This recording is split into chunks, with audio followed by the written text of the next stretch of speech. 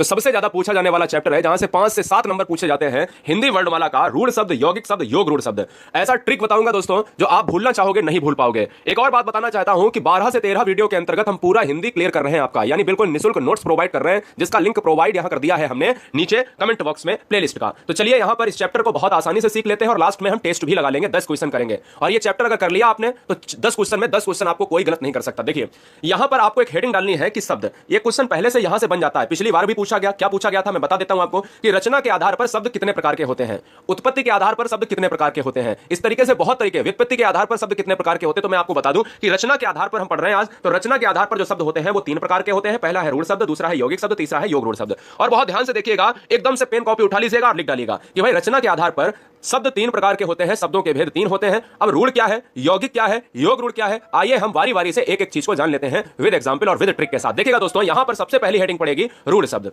अब यहां पर रूढ़ शब्द आपने डाला है तो समझिएगा कि ऐसे शब्द, पहले परिभाषा बताऊंगा और फिर एकदम से आप मिनिमम सेकंड में पहचान लोगे कि अरे ये तो बहुत आसान था, कि ऐसे शब्द जो किसी विशेष अर्थ को प्रकट करते हैं लेकिन अगर उनके टुकड़े कर दिए जाएं तो निरर्थक हो जाते हैं, ऐसे शब्दों को रूढ़ शब्द कहा जाता है। मतलब अगर किसी शब्द के टुकड़े कर दो तो वो शब्द निरर्थक हो जाएगा, उसका कोई मतलब नहीं रहेगा। यानी निरर्थक का मतलब होता है नहीं माने नहीं, अर्थ माने अर्थ, यानी जिसका कोई अर्थ ना बचे, यानी ऐसे शब्द जिनके टुकड़े किए ही नहीं जा सकते हैं। तो समझिएगा रूढ़ शब्द की ट्रिक क्या है कि जिन शब्द, यानी जिन शब्दों की का आप जो है संधि विच्छेद ना कर पाओ, यानी जिनको आप तोड़ ना पाओ। संधि विच्छेद का मतलब क्या होता है कि एक शब्द को तोड़ दो, यानी एक शब्द को तोड़ दो। जैसे विद्यालय है, विद्या धन आलय, अलग अलग हो जाता है। विद्या का भी मतलब होता है, आलय का भी मतलब होता है, यानी विद्या का मतलब विद्या, आलय का मतलब घर, है ना। तो विद्या का घर हो जाता है। तो इसमें क्या होता है कि अगर आप इन शब्दों को तोड़ोगे तो कोई अर्थ नहीं निकलेगा। जैसे एग्जाम में क्वेश्चन पूछ लिया जाए कि ये बता दीजिएगा कि ये बताओ घोड़ा कैसा शब्द है, तो आप उसको तोड़ के देख लिया करिए पहले। तो जैसे ही आप तोड़ के देखोगे तो उसका मतलब होगा घोधरना, तो आप कहोगे अरे इसका तो कोई मतलब ही नहीं, तो ये रूढ़ शब्द हो जाएगा। मुख में आप देखिए, मुख जितने छोटे शब्द होंगे, जितने छोटे शब्द होंगे वही सारे रूढ़ शब्द हो जाएंगे। जैसे मुख हुआ, कल हुआ, है ना। तो इनका अगर आप जो है अगर संधि विच्छेद करोगे तो यहां पर उनका कोई विशेष अर्थ नहीं निकलेगा, है ना। अब विद्यालय का करते हैं तो विद्या धन आलय, एक अर्थ निकल रहा है कि उधर आलय है इधर विद्या है। तो रूढ़ शब्द की दूसरी ट्रिक समझ लो कि जो शब्द जितने छोटे होंगे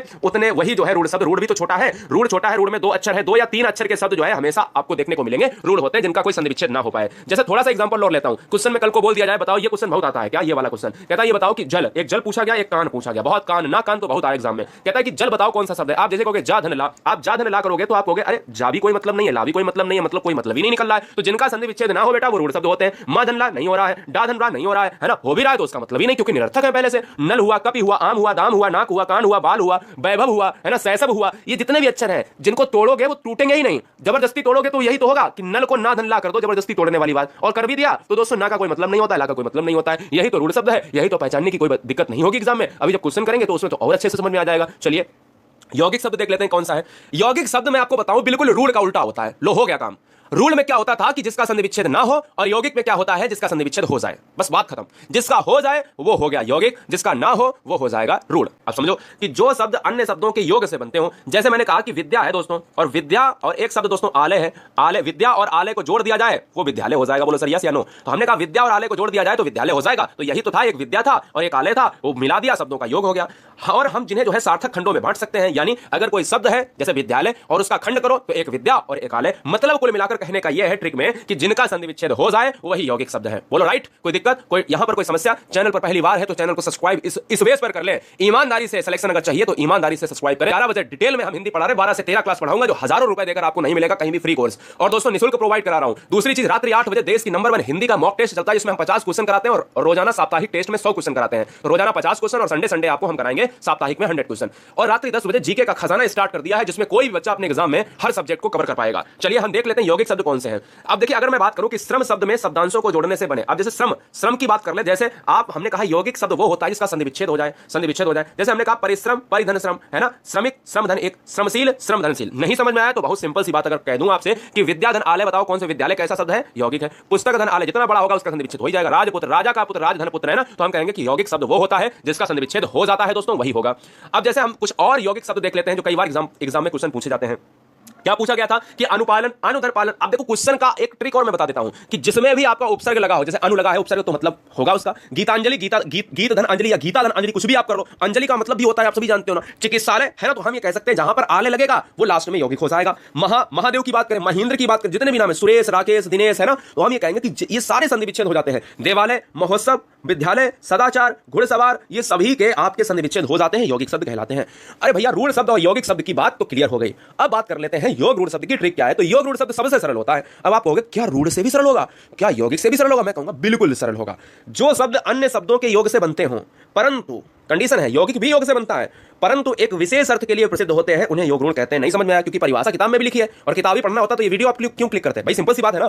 तो योग रूढ़ शब्द वो होता है बेटा ट्रिक में कि दुनिया के जितने भी बहुब्री समास होंगे वो योग रूढ़ कहलाएंगे। दुनिया के जितने बहुब्री समास वो योग रूढ़ कहलाएंगे। ये बात दिमाग में रख लीजिएगा। अब आप कहोगे सर कैसे? मैंने कहा कि अगर आपके एग्जाम में क्वेश्चन आ जाए कि दशानन बताओ कैसा शब्द है, रूढ़ है, यौगिक है, योग रूढ़ है या देशज है, चार ऑप्शन आपकी स्क्रीन पर, आप कहोगे कि सर ने ये बताया था कि दुनिया के जितने बहुब्री समास होते हैं वही दोस्तों हमारे क्या होते हैं। देखो 10 धन आनंद ये भी शब्दों के योग से बना है, लेकिन गलती से यौगिक मत कर देना, क्योंकि इस आगे ये भी लिखा है कि विशेष अर्थ, क्योंकि 10 धन आनंद बराबर रावण, जिसके मुख 10 हो, जिसके आनंद 10 हो, वो रावण कहलाता है, इसलिए ये बहुब्री समास हो जाता है। जैसे हम यहां पर लेते हैं लंबा है उधर जिसका, लंबोदर भगवान गणेश, गजानन भगवान गणेश, चंद्रशेखर भगवान शिव, सिंह का मतलब है चंद्रमा पर है जिसके शिखर, 12 सिंह जिसके 12 सिंह हो, नीलकंठ नीलाकंठ है जिसका भगवान शिव, चतुरानन की बात करें ब्रह्मा जी की बात हो रही है, रावण की बात हो रही है, जो हिम का घर है दोस्तों, हिमालय जल जो जल में उत्पन्न होता है दोस्तों, जो कमल हो जाएगा। तो मैं ये कह सकता हूं कि लंबोदर गजानन चंद्रशेखर 12 सिंह, जिसमें सबसे ज्यादा ये आता है, सबसे ज्यादा ये आता है, ये आता है, ये आता है, ये आता है, ये आता है, ये सबसे ज्यादा 6 पूछे जाते हैं एग्जाम में, 6 पूछे जाते हैं। इसके अलावा और कोई आ जाए तो भैया क्या दिक्कत है? दुनिया का हर बहुब्री समास क्या हो जाएगा बताओ? मृत्युंजय आ जाए कल को, मृत्युंजय बताओ तो आपका हो जाएगा ये, है ना? कुछ भी आ सकता है भैया। अगला हम देख लेते हैं। चलिए हम क्वेश्चन पे आ जाते हैं।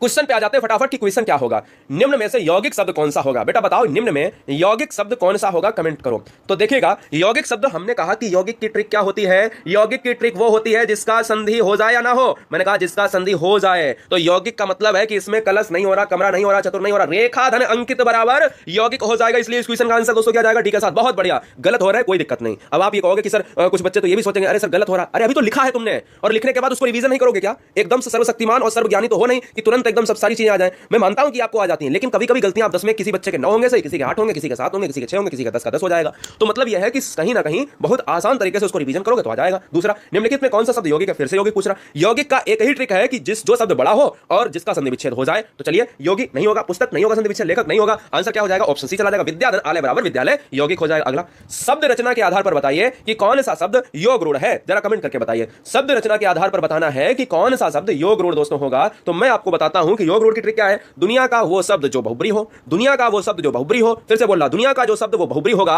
वो योग रूढ़ होगा, मतलब लंबोदर हो जाएगा इस क्वेश्चन का आंसर। अगला पॉइंट, यौगिक शब्द कौन सा है? यौगिक शब्द कौन सा है, कमेंट कीजिए। यौगिक शब्द कौन सा है दोस्तों, लॉक किया जाए तो हम ये कहेंगे कि यौगिक शब्द जो है आपका कौन सा होता है? संधि विच्छेद वाला। और संधि विच्छेद वाला यहां पर आ रहा है पाठशाला, इसलिए ऑप्शन बी चला जाएगा। अगला, वीडियो को लाइक कर लेना जल्दी से। नोट्स बनाने के लिए फ्री नोट्स आपको मिलने 12 से 13 क्लास में, नीचे आपको लिंक मिल जाएगी, उसको क्लिक करके तुरंत नोट्स बना लो। अभी वीडियो स्टार्ट ही हुई है, हमने 2 से 3 वीडियो डाली हुई है, या आप बाद में देख रहे हो तो सारी वीडियो कंप्लीट हो चुकी होंगी। निम्नलिखित में रूढ़ शब्द कौन सा है? तो रूढ़ शब्द कौन सा है? तो भैया जो शब्द आपका संधि विच्छेद में ना जाए। अब ये क्वेश्चन कठिन है आपके लिए। देखो पहली बात तो मैं बता दूं कि जितने भी जा वाले मलयज, पंकज, नीरज, धीरज है ना, जो ये सब होते हैं कमल के पर्यायवाची होते हैं, और जो कमल का पर्यायवाची होगा बेटा वो कैसा होगा? वो बहुब्री होगा। बहुब्री होगा वो दोस्तों कैसा होगा? वो योग रूढ़ होगा। तो यहां पर वैभव इस क्वेश्चन का आंसर हो जाएगा, क्योंकि ऊपर के तीनों शब्द कैसे हैं? हमारे योग रूढ़ है। अगला, दशानन किस प्रकार का शब्द है? दशानन, 10 है आनंद, 10 है मुख जिसके, यानी वो आपका क्या हो जाएगा? वो बहुब्री समास हो जाएगा। और बहुब्री समास हो जाएगा बेटा तो वो कौन सा आंसर हो जाएगा? वो हो जाएगा आपका योग रूढ़ हो जाएगा, इसलिए ऑप्शन सी चला जाएगा। अगला क्वेश्चन, योग रूढ़ शब्द कौन सा है? फिर से पूछ रहा है योग रूढ़ शब्द कौन सा है, जरा कमेंट करके बताओ आंसर क्या होगा फटाफट। योग रूढ़ शब्द कौन सा है? तो दोस्तों यहां पर जो आंसर जाएगा वो किसके साथ? लंबोदर के साथ जाएगा, क्योंकि लंबा है उधर जिसका, अर्थात भगवान गणेश। अगला क्वेश्चन, जिस शब्द के कई सार्थक खंड हो सके उन्हें क्या कहते हैं? Comment fast. जिस शब्द के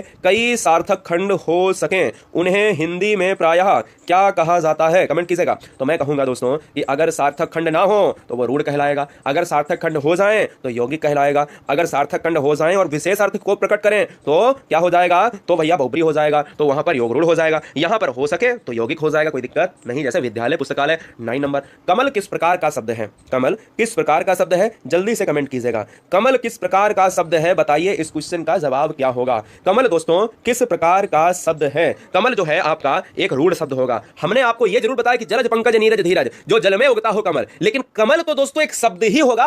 कमल का क्या करोगे बताओ? कमल का, जैसे दशानन 10 है सिर जिसके, तो वो तो रावण हो जाता है। कमल का क्या करोगे बताओ? जलज का तो तुमने कर लिया कि जल में उगने वाला जो अर्थात कमल, लेकिन कमल क्या करोगे? कमल बताओ, कुछ है नहीं। जब कुछ नहीं है ना इसका संधि विच्छेद हो रहा, तो इसलिए रूढ़ हो जाएगा। यही तो क्वेश्चन एग्जाम में बच्चे गलत करते हैं।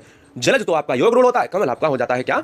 रूढ़ हो जाता है। पाठशाला शब्द किस प्रकार का शब्द है? जवाब दीजिएगा। पाठशाला, क्या संधि विच्छेद हो रहा? बोलो हो रहा। अगर हो रहा तो फिर यौगिक हो जाएगा। क्या दिक्कत है यार? पूरे 10 क्वेश्चन अपन ने कर लिए। हम उम्मीद करते हैं कि इस वीडियो में उपस्थित हर छात्र अपने एग्जाम को, हर छात्रा अपने एग्जाम को, हर शेर, हर शेरनी, हर गृहिणी अपने एग्जाम को बहुत धारदार हथियार से कहीं ना कहीं ब्रेक करेगा और करेगी। उम्मीद करते हैं कि आपने सारे नोट्स को अच्छी तरीके से मेंटेन कर रहे होंगे और मेंटेन कर लिया होगा। जय हिंद, वंदे मातरम।